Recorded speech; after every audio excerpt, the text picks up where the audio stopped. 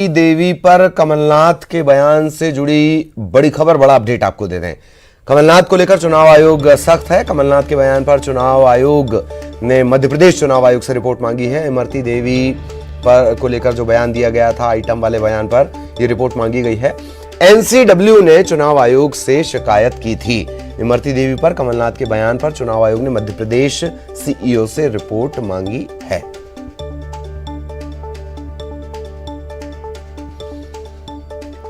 तो इमरती देवी को भी आपने देखा और कमलनाथ का बयान, इसे लेकर लगातार प्रदर्शन भी किया गया, मौन व्रत भी किया गया है, बहुत सारी चीजें हुई हैं। वैसे बयान सबके निकालने चाहिए चुनाव के टाइम पर, तो ऐसे ऐसे बयान सामने आएंगे कि नेताओं की सारी जिंदगी जो है वो मौन व्रत में ही निकल जाएगी। खैर, जितेंद्र हमारे साथ जुड़े हुए, सीधा आपको भोपाल लिए चलेंगे। जितेंद्र, क्या कुछ अपडेट इस मामले को लेकर?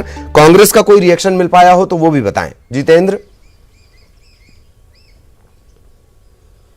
बिल्कुल ललित, अगर बात करें तो ये मुद्दा थमने का नाम नहीं ले रहा है और राष्ट्रीय महिला आयोग की जो अध्यक्ष हैं उन्होंने विजय राहतकर, उन्होंने शिकायत की थी कल कि जिस तरह से एक सभा के दौरान पूर्व मुख्यमंत्री कमलनाथ ने वहाँ की जो प्रत्याशी हैं उन्हें लेकर अभद्र टिप्पणी की है और अपमानजनक आरोप वहाँ पर लगाए गए हैं। तो कह सकते हैं पूरी इस जाँच का पूरा जो मामला है वो इलेक्शन कमीशन लेने वाला है और उस दौरान सभा का जो ऑडियो है, जो वीडियो है, सारी चीज़ें, फोटोग्राफी, सभी साक्ष्य जमा कर इलेक्शन कमीशन और केंद्रीय आयोग को सौंपेगा। तो कह सकते हैं कहीं ना कहीं इस पूरे मामले में पूर्व मुख्यमंत्री की मुश्किलें बढ़ सकती हैं क्योंकि शिकायत महिला आयोग के द्वारा की गई है। अब देखने वाली बात यह है कि इस पूरे मामले की जांच कब तक आती है, क्या इलेक्शन के पहले ही पूरी जांच पूरी हो पाती है तो कहीं ना कहीं उनके प्रचार की जो है गति वो उस पर भी ब्रेक लग सकता है। जी हाँ, एक बात और है जितेंद्र, लेकिन इस पूरे घटनाक्रम में जो महिला आयोग है, राष्ट्रीय महिला आयोग, वैसे तो वो बर्थडे वगैरह को लेकर ट्विटर में बड़ा एक्टिव हैं। राष्ट्रीय महिला आयोग की जो अध्यक्ष हैं, बधाई वो देते रहती हैं, लेकिन इस पर्टिकुलर मामले में उनकी अति सक्रियता देखते ही बनती है। जितेंद्र। बिल्कुल ललित, अगर बात करें तो इस चुनावी माहौल में कई विवादित बयान हैं। अगर बात करें तो भाजपा के ही बिथाऊलाल साहू का भी काफी महिला को लेकर अभद्र टिप्पणी है और भी कई नेताओं की, मतलब वो अभद्र शब्द अगर उस टिप्पणी को लेकर बोला जाए, बिसाहूलाल ने जिस शब्द का इस्तेमाल किया है, समाज अभी उस शब्द को स्वीकारने तक के लिए तैयार नहीं है। आइटम तो हम फिर भी इधर उधर कहीं सुन लेते हैं, लेकिन बिसाहूलाल ने जिस शब्द का इस्तेमाल किया है वो घनघोर शर्मिंदगी से भरा है। यह भी देखना चाहिए आयोग को।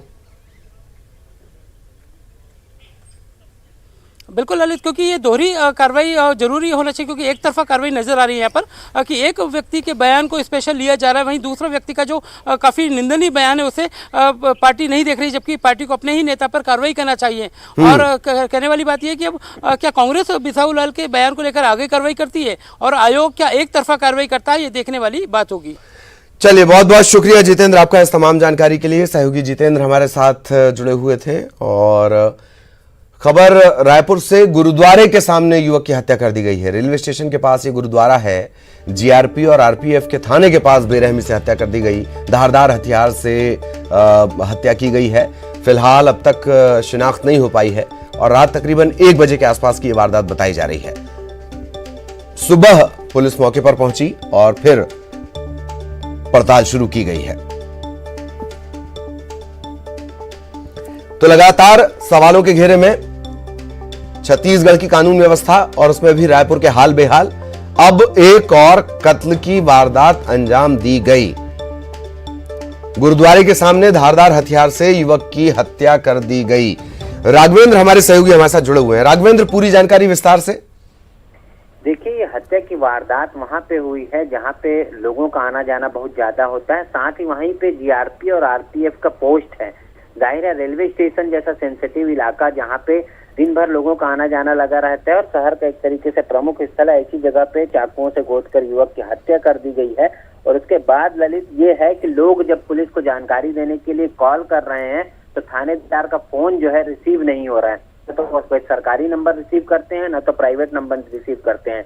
एक तरफ जहां पूरी राजधानी में अपराध को लेकर लोगों में आक्रोश है, राजनीतिक दलों में आक्रोश है, आज भाजपा इस मुद्दे को लेकर प्रदर्शन भी करने वाली है। ऐसे में राजधानी में पुलिसिंग किस तरीके से होगी, इस हत्या की वारदात से एक बार फिर सवाल उठे हैं क्योंकि लगातार चाहे वो नशे का कारोबार हो या चाकूबाजी हो, गुंडागर्दी हो, इस तरीके की चीजें राजधानी में आम हो गई हैं। सरेराह किसी की हत्या कर दी जा रही है, व्यापारी को चाकू मार दिया जा रहा है, ये भी चाकुओं से गोदकर हत्या की गई है।